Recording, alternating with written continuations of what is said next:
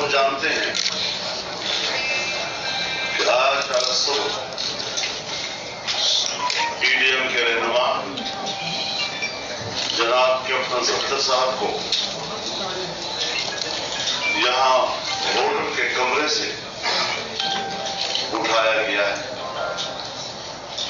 ان کو گرفتار کیا گیا ہے۔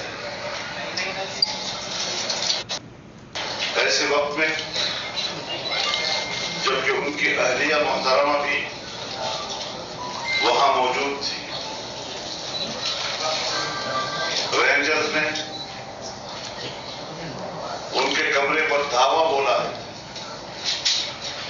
ان کے کمرے کا دروازہ توڑا ہے۔ کیا ہمارے معاشرے میں کسی خاتون کی یہ حرمت ہے کہ ہمارے فوج وہ اس طریقے سے کمروں میں گھس کر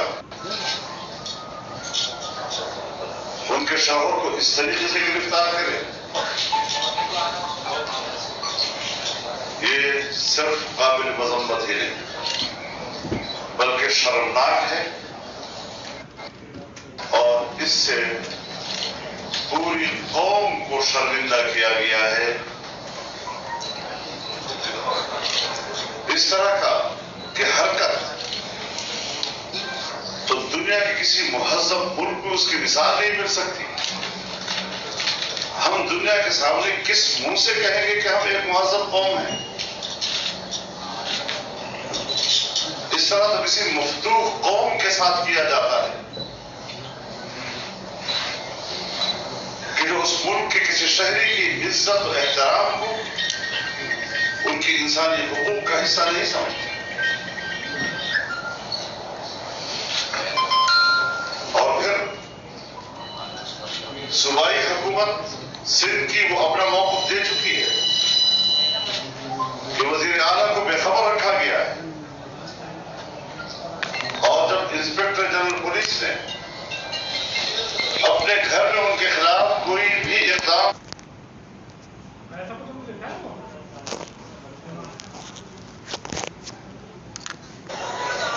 اور یہاں مقتدر قوتوں کے دفتر میں ان کو 4 گھنٹے یا روان رکھ کر زبردستی ان سے ایک FIR درج کروائی گئی۔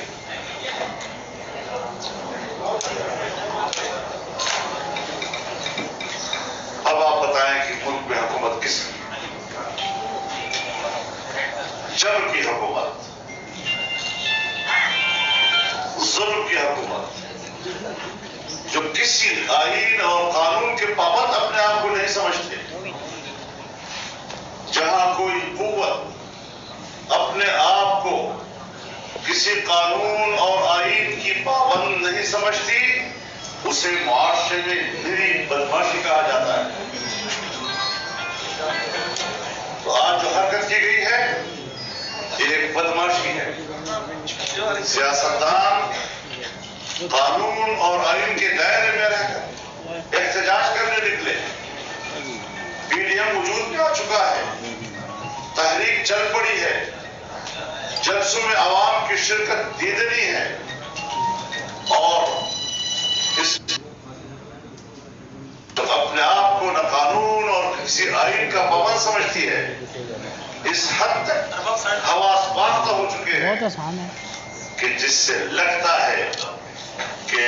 اب ان حکمرانوں کے دن گنے جا چکے ہیں۔ یہ حرکتیں اسی وقت ہوا کرتی ہیں چونکہ کہ جب مرنے اور ہلاک ہونے کا وقت آتا ہے تو اس کے پر نکل آتے ہیں۔ ابھی تو ہم نے 2 جلسے کیے اور ان چیونٹیوں کے پر نکل آئے ہیں، تو اندازہ لگائیں کہ مزید اب ان کی زندگی کے کتنے لمحات باقی ہیں۔ ایک سازش کے تحت صوبہ سندھ کے کراچی میں یہ حرکت کی گئی کہ یہاں پر حکومت پاکستان پیپلز پارٹی کی ہے، اس طرح پی ڈی ایم اور پیپلز پارٹی کے درمیان بداعتمادی پیدا ہو جائے گی، مسلم لیگ نون اور پیپلز پارٹی کے درمیان بداعتمادی پیدا ہو جائے گی، لیکن کسی قسم کی مصلحت کو روا نہیں رکھا گیا ہماری طرف سے۔ اور آج بلاول بھٹو صاحب سے بھی بات ہوئی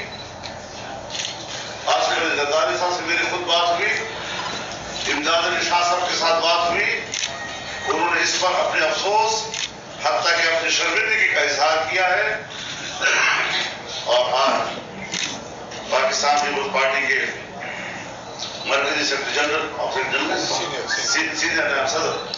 اور ہمارے پی ڈی ایم کے سینئر نائب صدر جناب راجہ پرویز اشرف بھی موجود ہیں، صوبے کے جناب شاہ صاحب بھی موجود ہیں، اور وہ اس حوالے سے یہاں بیٹھے ہیں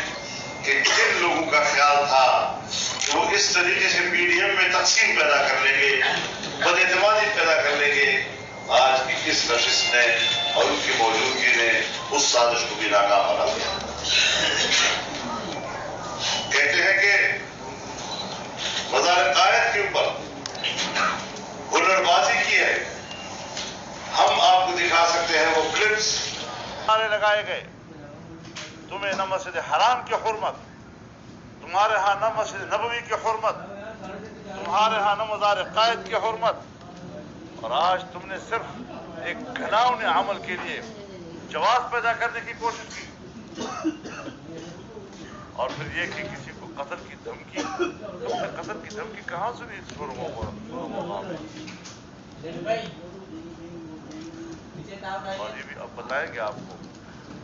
کہ جس کے خلاف جس کی مدعیت میں ان کے خلاف ایف آئی آر کاٹا گیا ہے صفدر صاحب کے خلاف، وہ مدعی کون ہے وہ بھی اب آپ کو بتائیں گے انشاءاللہ العزیز۔ ہم اس مسئلے پر